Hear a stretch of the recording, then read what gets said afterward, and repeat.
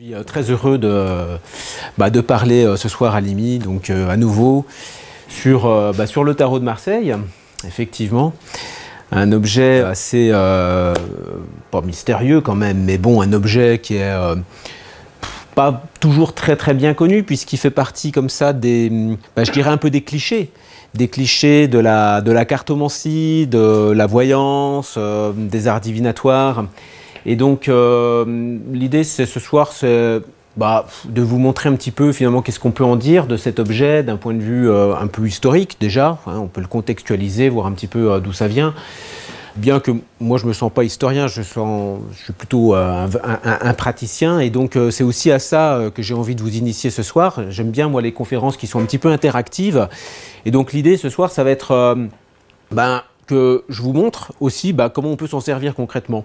J'avais dit, et je ne sais pas d'ailleurs si François a communiqué pour que les gens apportent leur propre tarot. On ne va pas transformer la conférence en atelier tarot, mais l'idée ça aurait été aussi qu'à la rigueur vous puissiez ce soir on va voir un peu improviser quelques tirages pour vous-même, et je vais vous montrer finalement comment on peut poser des questions et se servir du tarot comme d'un support et comme d'un miroir. Hein, c'est un peu ça l'idée, c'est que finalement une question posée, on pose une question, on tire une carte, on considère la carte comme la réponse à la question, et ça donne des informations, ça inspire, ça donne des idées sur la réponse, sur des choix à faire, sur des possibilités d'évolution. Alors, bon, qu'est-ce que j'ai à vous raconter sur le tarot? Sur les origines, elles sont incertaines, elles sont soumises à controverse. On a beaucoup écrit un peu sur le tarot. Alors, ce qu'on sait, c'est que les origines du tarot, c'est souvent relié à l'Italie du Nord. Les premiers jeux de cartes, souvent, remontent souvent à l'Italie du Nord, principalement à Florence. C'est le berceau de la Renaissance, Florence, et c'est là qu'on trouve les plus anciens tarots que vous pouvez voir ici, donc vers la fin du XVe siècle.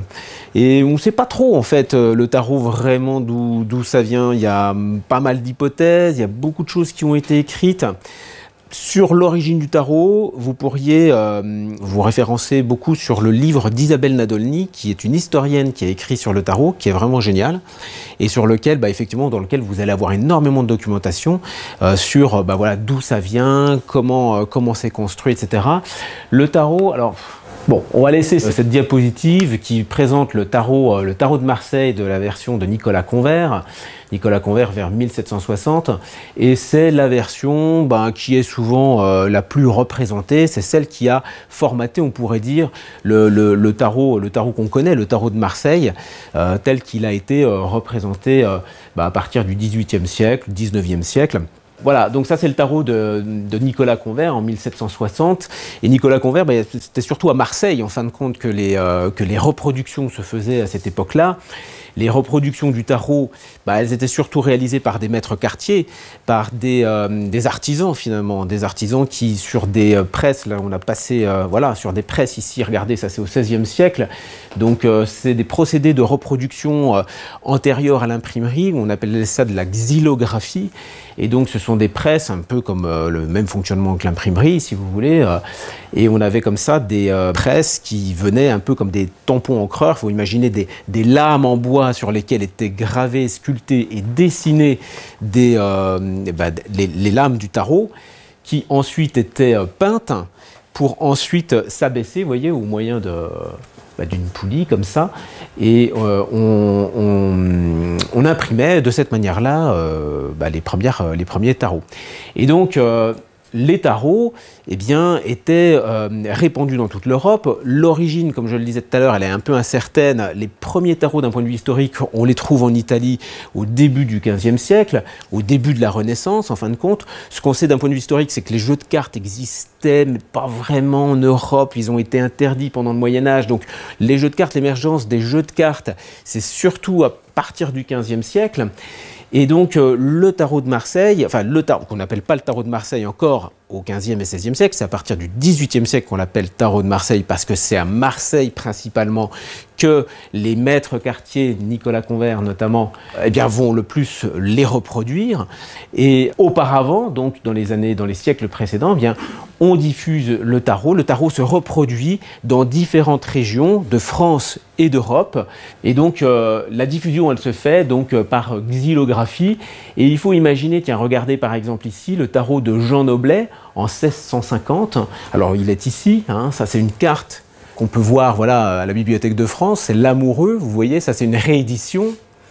Donc la carte de l'Amoureux, on voit ici, comme ça, la façon, là c'est encore c'est le tarot de Jean Dodal, 50 ans plus tard. Et donc que ce soit Jean Noblet ou Jean Dodal, ce sont des quartiers différents qui vont chacun à leur tour, génération après génération, eh bien, imprimer, reproduire le tarot et le redessiner, pour finalement arriver jusqu'à 1760, Nicolas Convert, avec ce tarot qui va globalement se fixer pour de bon. Hein, et on va avoir ces fabriques à Marseille qui vont en quelque sorte un petit peu, c'est l'ère industrielle qui arrive après au 19e siècle, dans les années 1850, on va avoir finalement une reproduction de ce tarot-là, avec des procédés qui sont en quelque sorte des procédés industriels et qui font un peu main basse, on pourrait dire, sur toutes les productions artisanales qui pouvaient exister pendant les premiers siècles, pendant le 15e, 16e et 17e siècle. Bon, alors le tarot,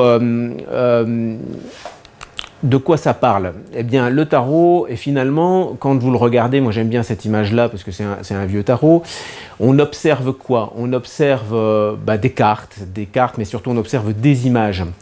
Ce que l'on pense d'un point de vue historique, c'est que le tarot est d'abord et avant tout un objet éducatif. Un objet qui a pour fonction d'expliquer grosso modo aux jeunes gens comment on grandit dans la vie et comment on évolue pour finalement s'épanouir, pour finalement grandir et aller vers la maîtrise, pour devenir adulte, quoi, en quelque sorte.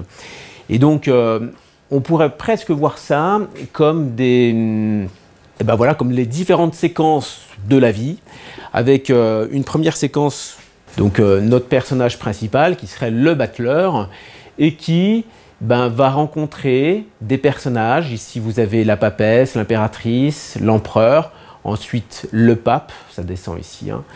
Et notre personnage qui est là, le battleur, va, on pourrait dire comme ça, il va vivre différentes séquences, différentes situations dans lesquelles il va tour à tour rencontrer des personnages qui vont lui apprendre des choses sur lui, sur qui il est, lui donner des conseils. Et puis notre personnage qui est donc le battleur va se retrouver dans différentes situations, là par exemple, dans la situation de l'amoureux, puis là, dans la position du chariot, et il va se retrouver à vivre, on pourrait dire un peu des aventures, en quelque sorte. Il va vivre différentes situations, il va vivre différents moments, des situations de vie qui sont parfois agréables, parfois désagréables, heureux ou moins heureux, mais des situations qui auront toutes comme point commun de lui apprendre quelque chose. Hein. C'est l'expérience finalement. C'est une prise d'expérience, carte après carte, une prise d'expérience qui vont lui permettre d'arriver à la fin du cycle, on pourrait voir ça comme un cycle, comme une histoire, à un niveau de maîtrise et d'épanouissement. Ça s'arrête là avec le monde, le maths. Donc voilà, un récit initiatique en 22 étapes avec notre battleur qui va en quelque sorte rencontrer donc la papesse, l'impératrice, l'empereur, le pape, vivre des aventures en vivant finalement, en rencontrant des personnages, en allant de l'avant. Et on pourrait voir ça, finalement, voilà ce que j'ai noté ici, la meilleure façon d'aller vers Dieu. On pourrait voir ça comme ça, c'est un peu ce qui était initié, ce qui était enseigné autour des 15e et 16e siècles. La meilleure façon de s'épanouir. Et le tarot peut être considéré finalement comme des étapes fondamentales, on pourrait dire archétypales, des situations de base, des situations schématiques de vie que l'on traverse tous d'une certaine manière à partir du moment où on a un début, une séquence de démarrage, jusqu'à finalement une situation de réalisation. Donc là, vous pouvez voir les différentes cartes, elles sont rangées dans un ordre, elles sont toutes numérotées, les lames du tarot sont toutes numérotées, de 1 jusqu'à 21 dans un premier temps, et on a une 22e carte qui n'est pas numérotée, mais qui, on pense, historiquement, on ne sait pas vraiment d'ailleurs si elle existait depuis le départ, on pense qu'elle a été ajoutée.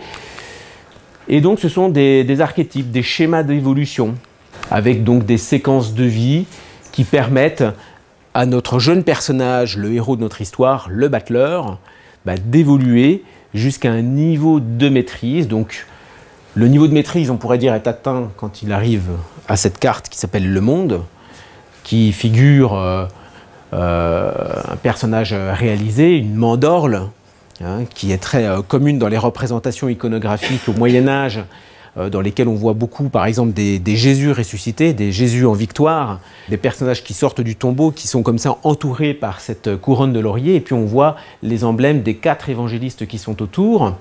Et donc, il y a l'idée là, ici, de la victoire, d'une réussite, d'un accomplissement, on va le voir plutôt comme ça. Et donc, le tarot, on pourrait voir ça comme l'histoire de ce personnage, le battleur, qui va, de carte en carte, évoluer, rencontrer du monde, rencontrer des personnages, vivre des aventures, vivre des situations pour atteindre un niveau de maîtrise. Et lorsque le niveau de maîtrise est atteint, qu'est-ce qui se passe? Eh bien, il repart vivre d'autres aventures. C'est cette dernière carte, le mat, qui ne porte pas de numéro. Vous voyez, pas de numéro. Ici, vous avez la 21e, là, c'est la première. Donc, entre la première et la 21e, vous avez tout un tas de séquences. Tout un tas de cartes.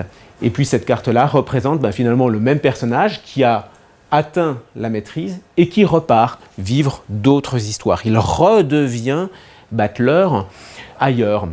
C'est un peu l'idée d'un cycle. D'un point de vue historique, certains historiens ont rapproché l'origine du mot tarot de l'anagramme rota, qui en italien signifie la roue. Le tarot, si vous en avez déjà un, si vous en avez un, vous avez levé la main, vous avez dit que vous en aviez un, vous pouvez le ranger dans l'ordre de ces cartes et puis former une roue.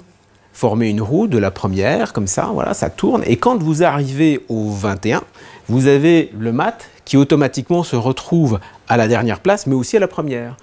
Dans notre récit, le mat pourrait ainsi, comme ça, être perçu à la fois comme une sorte d'épilogue. La fin est là, et ça c'est l'épilogue, mais c'est aussi un prologue, puisque finalement le mat devient la première carte avant le battleur. On le comprend automatiquement quand on met le tarot en forme de roue.